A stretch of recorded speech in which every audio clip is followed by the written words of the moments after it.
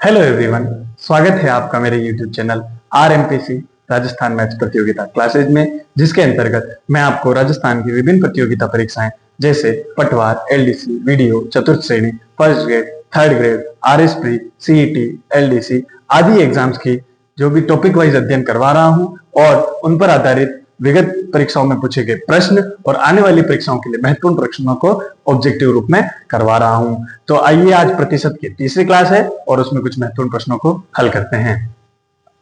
यदि x बराबर Y Z तथा y तथा z के प्रत्येक के मूल मान में 20% की कमी हो तो x के मान में कमी प्रतिशत कितना होगा।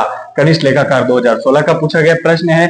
आपको मैंने बता रखा है, जो जो दे रखा है वैसे वैसे लिखते जाओ। x का मूल मान क्या होगा, अभी तो दे रखा है x बराबर वाई जेड है, फिर ये कह रहा y और z दोनों में 20% की क्या हो जाती है, कमी। तो जब भी कमी होगी तो अपन क्या करेंगे, कमी होगी या वृद्धि होगी तो 100 पर करेंगे। तो 100 पर कमी हो गई मतलब 80 हो गया। बिल्कुल, जेड में भी 20% की क्या हो गई, कमी, मतलब 100 पर कितना हो गया, 80। बस बिल्कुल ऐसा ही हल करना है, 10 से 10, 10 से 10। तो 8 64 बटेवा नीचे 100 है और ये कितना हो गया, वाई जेड। अब देखिए, एक बार तो था x बराबर वाई जेड, अब हो गया है x बराबर 100 पे 64 वाई जेड। मतलब 100 पे क्या हो गई है, कमी हुई है। कितने की कमी हुई है, 36 की। 100 में से 36 गए तो 64 आता है, इसलिए x के मान में कितनी कमी हुई है, 36% की कमी हुई है। बिल्कुल आसान सवाल है, सिर्फ जो दे रखा है वैसे लिखते जाओ, अपने आप उत्तर आ जाएगा। सेकंड क्वेश्चन, यदि x का 40% बराबर 12.8 हो तो x का मान होगा। पटवार 2011 का प्रश्न है, जो दे रखा है वे लिखते जाओ। 40% यानी 40/100 और किसका है, x का है, तो इंटू x बराबर कितना दे रखा है, 12.8। बस जो दे रखा है वैसे हल करते जाओ। 0 से 0 कटा, फिर x इधर जाएगा तो 10 12.8 से गुणा होगा तो बन जाएगा 128। एक 0 पॉइंट इधर आ जाएगा, बटेवा 4, 4 से काटो, 4 3 12, 4 दूनी 8। x का मान कितना आ जाएगा, 32। x का मान हो जाएगा 32। पटवार 2011 का प्रश्न बहुत ही आसान प्रश्न है। नेक्स्ट क्वेश्चन की ओर बढ़ते हैं। किसी परीक्षा में 40% विद्यार्थी हिंदी में फेल हुए और 50% अंग्रेजी में फेल हुए। यदि 13% दोनों विषय में फेल हुए तथा 69 विद्यार्थी दोनों में पास हुए तो परीक्षा में सम्मिलित हुए विद्यार्थियों की संख्या है। आरपीएससी एलडीसी 2012 का प्रश्न है। अगर आप प्रश्न की लैंग्वेज को देखकर डर जाते हैं तो वही अपनी हार तय है, और अगर आप प्रश्न की लैंग्वेज को देखकर डरते नहीं है, अपने पर भरोसा रखते हैं कि मुझे आता है, बस जो जो दे रखा है वैसे वैसे करते जाओ, अपने आप उत्तर आएगा। सिर्फ और सिर्फ सिलेक्शन के करीब अगर आपको पहुंचना है तो प्रश्न को देख के छोड़ना नहीं है, उसको हल करते जाओ। जो दे रखा, ऐसे प्रश्न जब भी आए उनको क्या करना, ब्रेन डायग्राम ऐसे चित्र बना के करना है। और चित्र कैसे बनाने हैं मैं आपको भी समझा देता हूं। जैसे एक दे रखा आपको हिंदी, ये हो गया हिंदी। एक दे रखा है अंग्रेजी, ये हो गया अंग्रेजी। अब इन्होंने कहा है कि 40% तो हिंदी में फेल हुए हैं, 50% अंग्रेजी में फेल हुए हैं, फिर कहा है कि 13% दोनों विषयों में फेल हुए हैं। तो जब भी ये जो गोला है वो हिंदी को बताएगा, ये वाला जो गोला है वो अंग्रेजी को बताएगा। और अगर बात करें इसकी ये वाला बीच का, तो इसमें हिंदी और अंग्रेजी दोनों आ रहे हैं। जो दोनों हैं कॉमन वाले यहाँ आएंगे। तो सबसे पहले इसको भरोगे, 13% दोनों विषय में फेल हुए हैं, तो 13 दोनों में फेल हो गए। फिर इसने कहा है कि हिंदी में 40 हुए हैं, तो हिंदी में टोटल 40 हुए हैं, जिसमें से 13 तो यहाँ दोनों में आ गए हैं, तो यहाँ कितने बच्चे, 27%। इसी प्रकार अंग्रेजी में 50% हुए हैं, तो 13 तो यहाँ आ चुके हैं। तो अब इसमें सिर्फ इंग्लिश के लिए कितने बच्चे हैं, 37%। सिर्फ हिंदी के लिए 27%। अब ये कह रहा है कि देखो टोटल कितने होते हैं, 100%, तो इतने तो फेल हो गए हैं, इनको जोड़ो, 37 और 13 50, 50 और 27 77% तो फेल हुए हैं, या तो किसी एक में या दोनों में। अब ये कह रहा है 69 विद्यार्थी दोनों में पास हुए हैं, मतलब ये फेल हुए तो बच्चे कितने, टोटल 100 होते हैं। तो 23% विद्यार्थी जो है वो पास हुए हैं, और वो किसके बराबर आ रहा है, 69 के बराबर। तो कह रहा है परीक्षा में सम्मिलित हुए विद्यार्थियों की संख्या क्या है, माना कि x है, तो 23/100 इंटू x। तो x का जो 23% होगा वो किसके बराबर होगा, 69 के बराबर। 23 से 69 कटेगा 3 बार, ये काटना कैसे, इधर गुणा है तो इधर भाग में जाएगा, कट जाएगा, फिर क्या होगा, ये 100 उधर जाएगा, तो 3 इंटू 100 बराबर 300। बिल्कुल आसान सवाल है, सिर्फ लैंग्वेज देखकर नहीं डरना है। आइए नेक्स्ट क्वेश्चन की ओर बढ़ते हैं। यदि किसी संख्या के 75% में 75 जोड़ दिया जाए तो वही संख्या प्राप्त होती है, तो वह संख्या क्या है। रीट लेवल 2 2022 का पूछा गया प्रश्न है। बस जो दे रखा है वैसे करते जाओ। माना कि संख्या क्या है, x, उसके 75% में यानी 75/100 किसका है, x का, 75 जोड़ दिया जाए, मतलब कितना जोड़ना है 75, तो वही संख्या प्राप्त होती है। और वही संख्या क्या है अपनी x है। बस अब इसको हल करना है। x को एक साइड ले लो और बाकी को एक साइड ले लो। 75 को इधर ही रहने देते हैं और इधर इसको इधर ले जाते हैं। x इधर ही रहेगा और ये प्लस का इधर जाएगा तो माइनस 75x बटे 100। अब इसका लघुत्तम लेंगे 1 और 100 का 100, और वैसे भी 100, फिर 100 इधर आएगा, 100 में से 75 गए तो कितना आ गया 25x बटे 100 बराबर 75। अब अपने को काटना है, 25 से 75 को काटा 3 बार और 100 इधर भाग हो रहा है, इधर जाएगा तो क्या हो जाएगा गुणा, तो 3 × 100 बराबर 300। इसका आंसर ऑप्शन नंबर 1। बिल्कुल ही आसान सा सवाल है, सिर्फ और सिर्फ आपको कैलकुलेशन करनी है और कैलकुलेशन में सटीकता रखनी है। आप सिलेक्शन के बिल्कुल करीब है। 300 ग्राम चीनी, नेक्स्ट सवाल। 300 ग्राम चीनी के घोल में 40% चीनी है, इसमें कितनी ग्राम चीनी मिलाई जाए कि नई घोल में 50% चीनी हो। पटवार 2011 का पूछा गया प्रश्न है, जो दे रखा है वैसे करते जाओ। 300 ग्राम घोल में 40% चीनी है, यानी कि 40% किसका 300 का, ये कटा 40 दिया 120, मतलब 300 में 120 ग्राम तो कितनी है 120 ग्राम क्या है इसमें चीनी। अब ये क्या कह रहे हैं कि कितनी चीनी मिलाई जाए कि नहीं घोल में 50% चीनी हो, मतलब आधी चीनी रह जाए। 50% का मतलब क्या है 100 पर 50, मतलब आधी रह जानी चाहिए। तो बहुत बार ऐसा नहीं है कि आप इसमें कुछ मान के हल करें, सीधे सीधे ऑप्शन से देख के भी कर सकते हैं, क्योंकि अपने को फास्ट करना है। मान लो 10 ग्राम चीनी मिलाई जाए तो ये तो हो जाएगा 130 ग्राम और टोटल विलियन कितने का हो जाएगा 310। इसका आधा है क्या, नहीं है, तो कैंसिल हो गया। मान लो 40 ग्राम मिलाते हैं तो 300 में मिलाए तो 340 और 120 का 160, ये इसका आधा है क्या, नहीं है, तो ये ऑप्शन भी नहीं है। फिर मिलाओ 60 ग्राम तो 300 का तो हो गया 360 ग्राम और 120 में 60 मिलाओगे तो 180। 360 का आधा बिल्कुल 180। 50% चीनी हो चुकी है, तो अपना ऑप्शन नंबर 3 सही हो जाएगा। जो इसे दे रखा है वैसे वैसे करते जाओ, अपने आप उत्तर आ जाएगा। एक व्यक्ति अपनी आय का 80% व्यय करता है, उसकी आय 20% बढ़ जाती है तथा वह व्यय में 10% की वृद्धि करता है, तो उसकी बचत में वृद्धि होगी। आरपीएससी एलडीसी 2016 का प्रश्न है। जैसे जैसे दे रखा है वैसे वैसे करते जाओ। अगर आपको कुछ भी सिर्फ प्रतिशत में दे रखा है तो हमेशा 100 मान के करो। क्या करो 100 मान करके। माना कि उसकी आय है 100 और उसका व्यय कितना दे रखा है 80%, यानी कि 100 में से 80% कितना हो जाएगा 80। फिर उसकी बचत, अगर 80 व्यय हो गया है तो बचत कितनी बची 20। सीधी सीधी बात है बस। अब ये कह रहा है कि यदि उसकी आय 20% बढ़ जाती है, आय 20% बढ़ जाती है, 100 मानने का फायदा क्या है, जितना बढ़ रहा है उतना ही बढ़ाते जाओ बस। तो 100 में 120 बढ़ गया।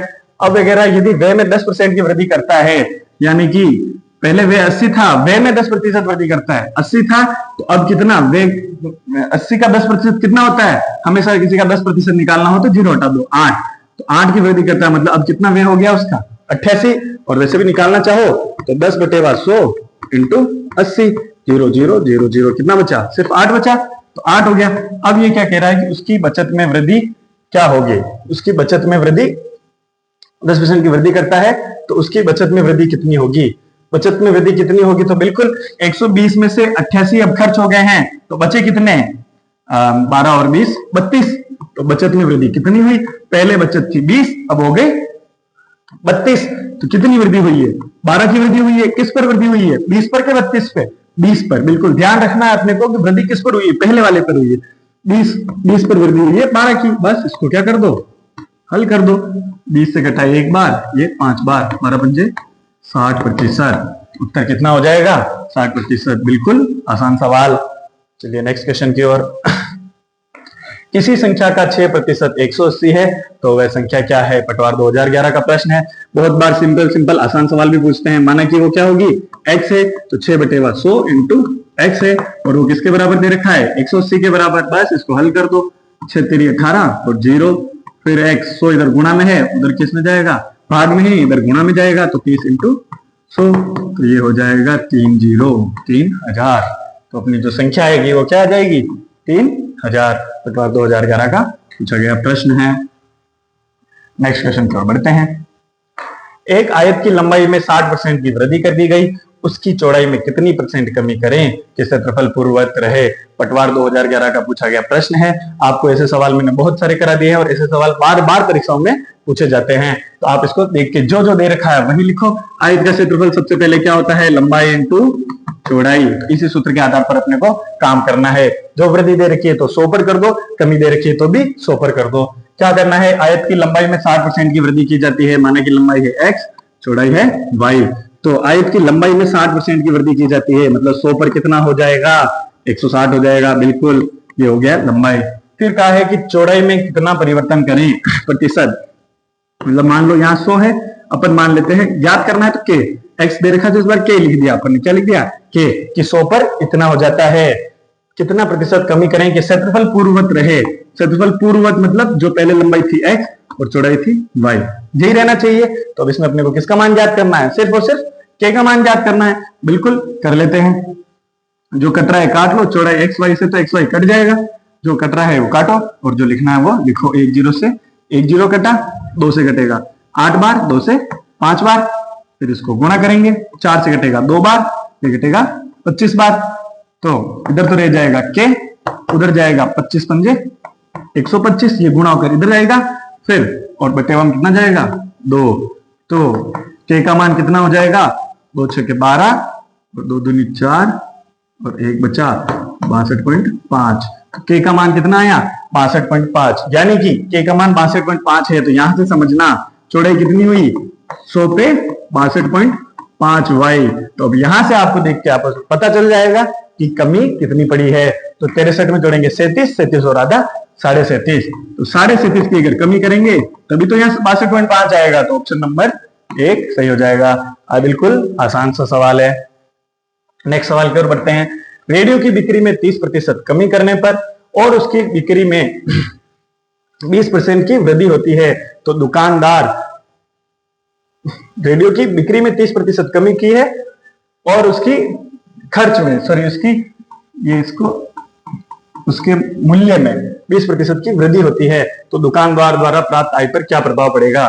देखो हमेशा 100 मान के चलो, जब भी ये हो तो बिक्री और ये हो गया मूल्य।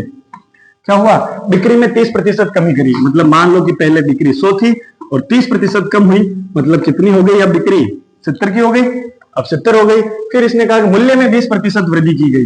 पहले मान लो 100 रुपए थी, अब कितनी हो गई, 20% की वृद्धि, यानी कि 120 हो गई।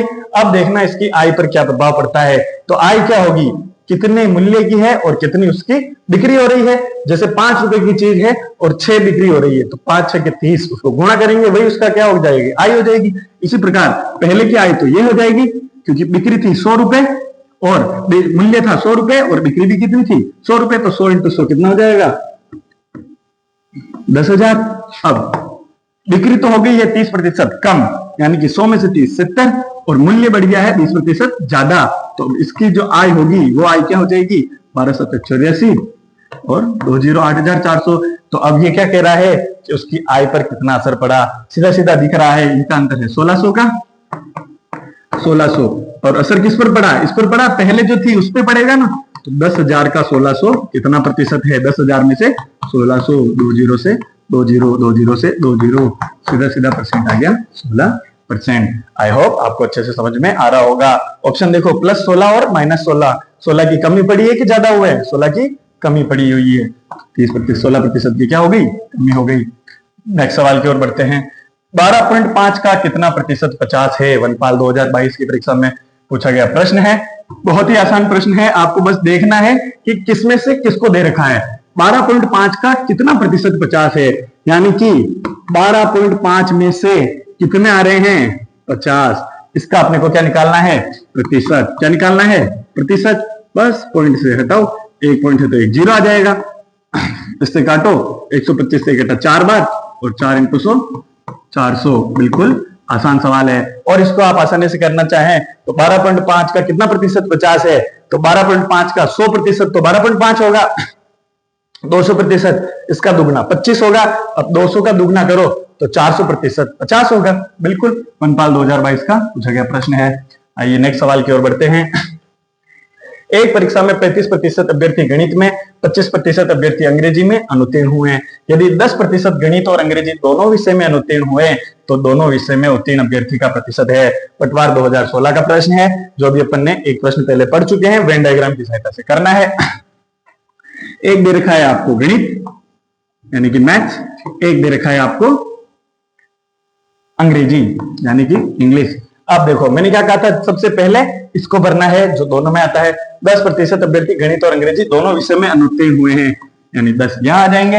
अब आता है 35% अभ्यर्थी गणित में, तो टोटल 35 से 10 यहां निकल गए, तो यहाँ कितने बचे? 25%।